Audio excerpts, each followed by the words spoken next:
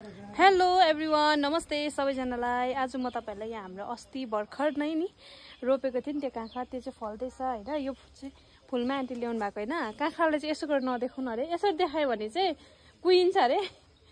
अब यो कुहिन्छ कि कुहिँदैन हेर्नु ल, भोलि पर्सि देखाउँछु। अहिले चाहिँ यहाँनिर फलिसकेको छ हो, तर सानो छ।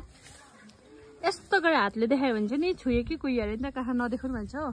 अन्त यो काँक्राको लागि चाहिँ नि ओ माथि सुभाष दाजु चाहिँ निकाल्दैछ थाङ्रा लाउने बेला भएछ। अझै थाङ्रा थप्ने भएको छ, त्यही भएर चाहिँ यहाँनिर अब लटरम्मै फल्छ। अब सुभाष दाजु त्यति हालेपछि ल्याउँदैछ सुभाष दाजुले पारा साथीहरू। अनि अब चाहिँ हामी अब भोलि पर्सि चाहिँ काँक्राको मुखब्याङ गर्नुपर्छ। यहाँनिर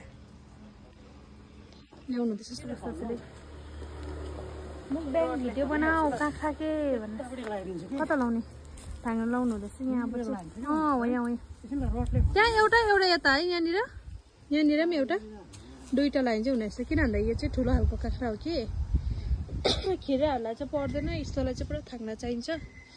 काँक्रा फल्नु सुरु भयो साथीहरू। अन्त अस्ति नै रोपेको ट्रायल मकै पनि फल्दैछ एक दुईवटा। यहाँ मुनि मकै ड्याम्मै फलेको छ, तर अलिक किराहरू लागेछ। अहिलेको यहाँको वेदर त्यस्तो छ। आज चाहिँ दिन कहाँबाट शीतल भइरहेको छ है, कताबाट चाहिँ दिन आज धेरै समयको बादमा चाहिँ शीतल भयो। पानी परेकोले गर्दाखेरि होला, नभए चाहिँ यस्तो बेसी गरम हुन्थ्यो कि बसिन सक। हाम्रो नामथाङतिर पनि पुरा बेसी गरम हुन थालिसकेको थियो नि त। रम्फू र मामलिङ त अब गरमै हो होइन, तर अब यतातिर पनि अब हेर्न नसक गरम हुन्थ्यो। के भयो सिस्नु चिल्यो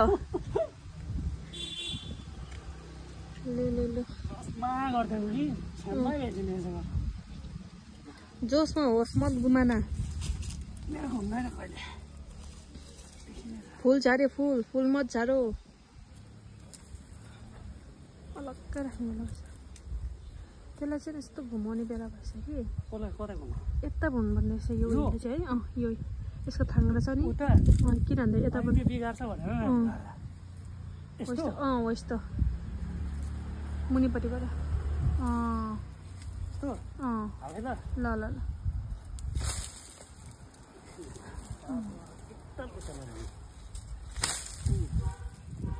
पस्यो। अब चाहिँ दामी फल्छ होला है। के दिउँ ढुङ्गा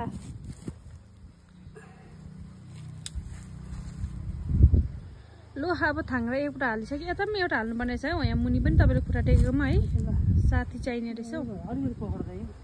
म यो पक्रिँदै गर्छु, गएर लिएर आउनुहोस् त। ल्याउँ ल। अब यहाँनिर हामी डरलाग्दो काँक्रा खाने हो नि त भोलि पर्सि साथीहरू। त्यही भएर गाइड्सहरूलाई हामी देखाउँछौँ भोलि पर्सि। अहिले चाहिँ हामी यहाँ भर्खर प्रोसेसमा छौँ। यहाँनिर थाङ्रा लाइ हुँदैछ होइन। जति थाङ्रा बेसी लाइ त्यति हुन्छ। लु अन्त ल्याउ अरू जोड्छ ल। आज एउटा ल्याउ न, यो यस्तो हो तपाईँ हावा हुन्थ्यो लडाइहाल्छौ। सोर्स चाहिँ भाँचिएछ नि यो उयो त भाँचिरहेको छ। कसरी हाल्नु चुरा भने चाहिँ के हुन्छ?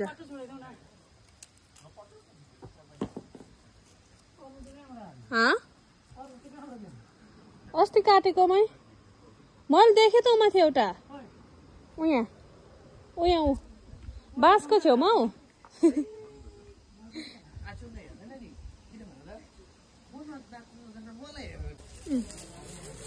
यो चाहिँ सेकेन्ड यताबाट। अब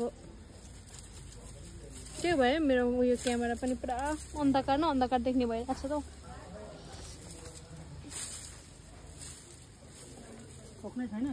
हुन्छ दाजु त्यतिकै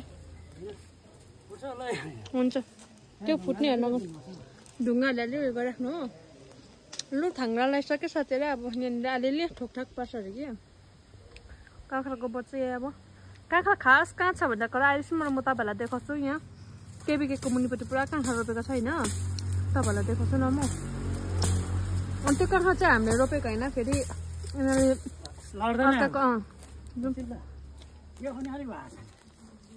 फुल सबै झर्छ होला नि त यार।